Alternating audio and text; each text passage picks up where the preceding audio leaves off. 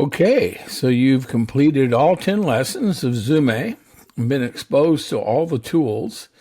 So what are my next steps? Well, one of the first things I would recommend is going to the coaching checklist. And this is not what I had in mind.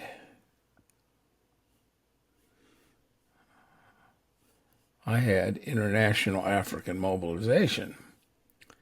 And I had the coaching checklist under coaching, ongoing coaching.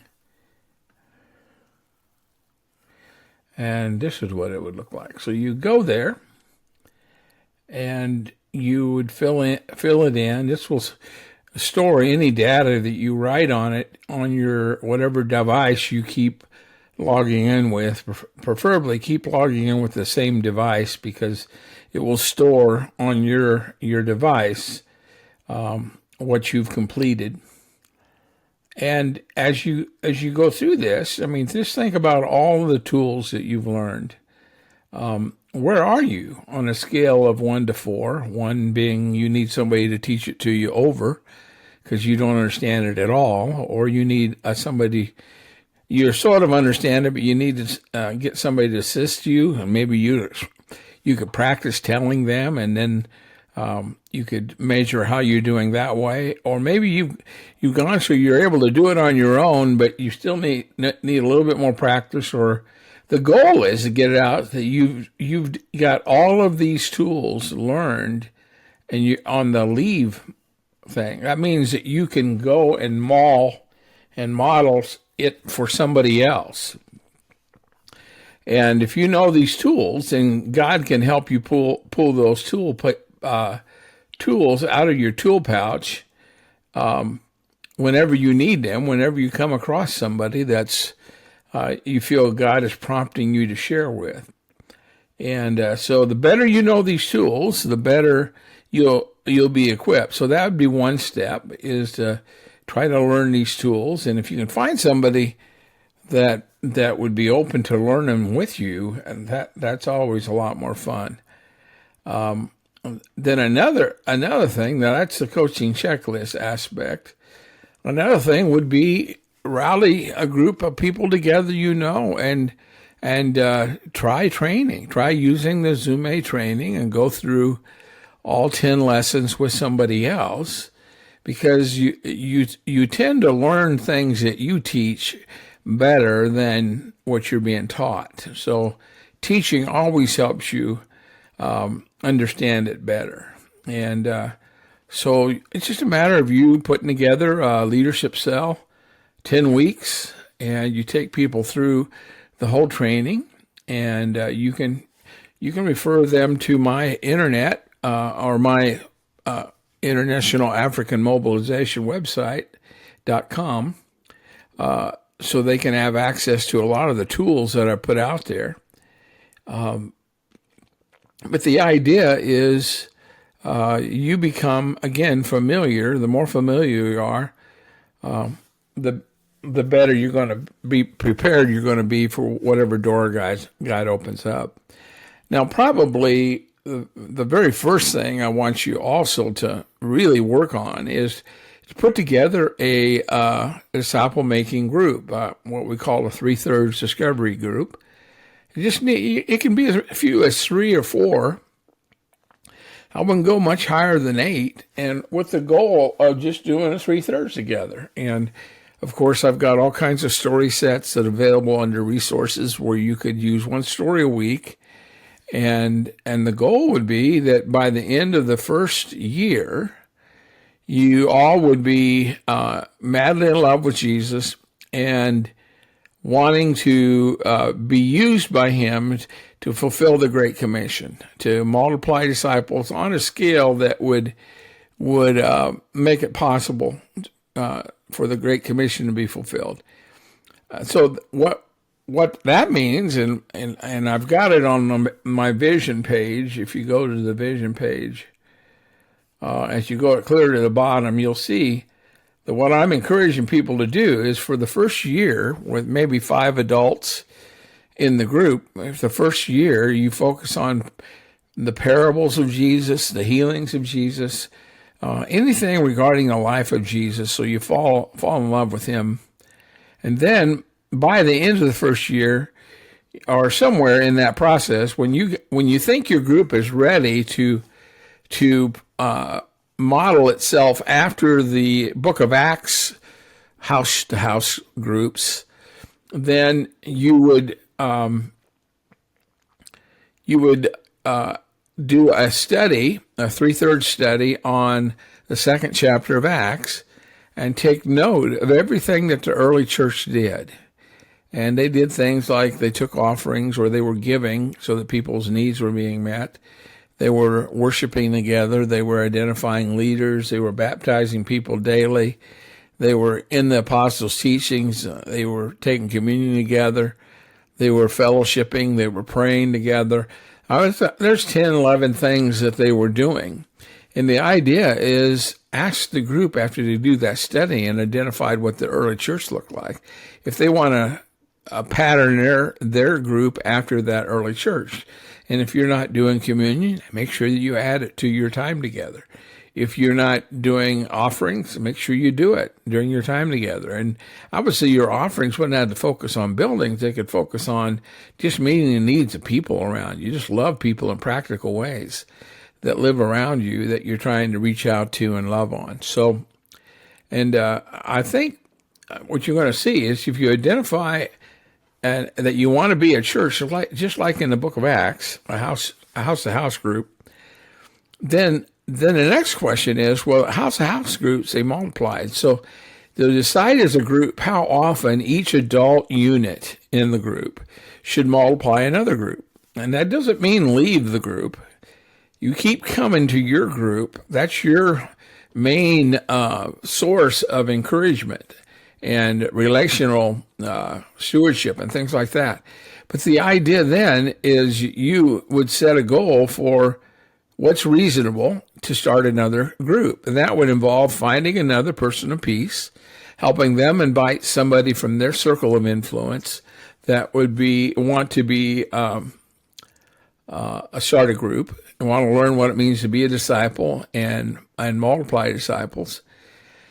And you start them down the same path. Have them study the stories of Jesus, the parables of Jesus, the healings of Jesus, fall in love with him. By the end of the year, want to function like a house-to-house group in the Book of Acts, and also discuss how long should it take for each adult unit in the group to multiply one other church. And that would involve you attending with that person of peace, long enough so they understand how to do a 3/3, take turns doing 3/3, and then pull out of that group and focus more just on your original group. And you could do that 3 or 4 times a year if you wanted, but at least once a year you should help another group start. If you did that, this is what would happen after 10 years. If all 5 adult units in the group multiplied one other group every year for 5 years, and all those you plan to do the same thing, you built that in the DNA, you'd have almost 2 million groups at the end of 10 years. That's how fast multiplication works. And multiplying that like that is multiplying on a scale that can actually finish the Great Commission. So that's another thing you can do. Just start a group, and don't worry about multiplying right now. Just get that group to be solid the first year, functioning like a church in the Book of Acts and wanting to multiply at least within a year. Maybe if they say every 6 months, that's going to make the multiplication go much faster.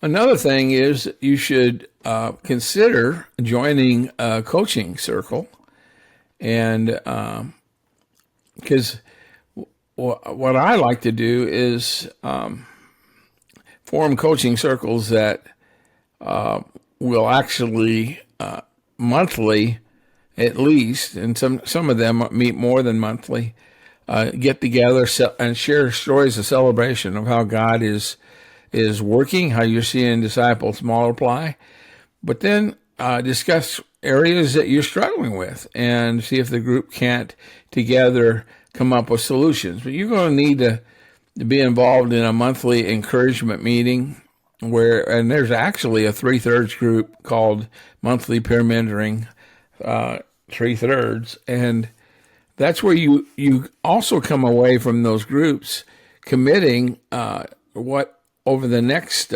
month or from now until we meet again. This is what action steps or I will statements that God wants me to make, and it could be go prayer walking in a new area and see if you can find people in peace, and particularly an area that has few Christians to none, and then that group then can hold you accountable. Every week I'm in a group on Wednesdays at noon to hold me accountable, and they're another DMM organization, and that group breaks out into a small group every week where we hold each other accountable to what we're going to do, and we just check in with each other. I mean, report on how the things, action steps that we said we were going to do last week, how they went. Also, we pray for one another, and then we discuss new I will statements and try to identify a new training that we could touch on to help in areas where we're the weakest and where we need improvement. And so you can, I have like 13 different groups depending on where you live. And I don't have anything for the U.S. yet, but I'd like to start something. So depending on where you live, I'll try to hook you up with somebody that's close, that's been through Zume and is trying to implement multiplying disciples that multiply disciples. And so that's another way. It's connecting with coaching circles, and hopefully they will help you do the next steps. So another next step that you could do is you can make sure that you are signed up for my daily DMM devotionals or DMM articles. I think that they'll be a real encouragement to you. And you can sign up by going to my website and hit the subscribe button and then fill in your email. And that'll put you on my email list, and I'll send it to you daily. So that's another thing that you can do.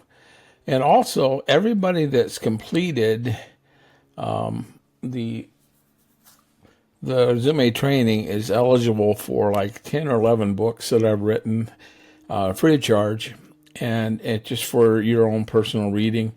It'll be similar to the articles that I'm posting daily, more devotional thoughts daily to start your day or whenever you want to read it, about things that will mobilize you and motivate you to hopefully make disciples. That's what the articles are written for. So you can also find that out. You can just tell me that you've finished Zume. Go to the website. I would say probably the best place is just go to the website and go to the contact form, and down here just fill out your name at an email, and then tell me I'm finished the course. Would you send me the free books? And I'd be happy to do that. So that's a couple of other ways to get started on your way. So blessings, and this goal of 2033 is not too far away, just 7 years away. But if everybody that I've trained about 500 people over the years, if every one of them would have taken this on seriously and be multiplying like I just showed you, we'd have finished the Great Commission by now. But I've only got about 150 out of 500 that are actually trying to implement. And some of them are really, I don't know, 2,000 or 3,000 groups. And then others, 500 groups, some about 100 groups, some have 10, 12 groups. But as everybody multiplies together, it all adds up a lot quicker than just one way of doing church, the traditional way. And I would encourage the traditional churches to continue doing it, or whatever model you use, continue doing the best you can, and so we can, at least 2,000 years after Jesus gave the Great Commission, as he was ascending into heaven, 33 AD, surely 2,000 years later it will be done for the glory of God. Think of all the souls that would be saved that are now dropping into the pit of hell that was never created for them. And think of all the souls that are not around God's throne for eternity to share in his glory. We've got to take this seriously and really put our head to the plow to finish the tasks. And thank you for listening, and bless you in your efforts.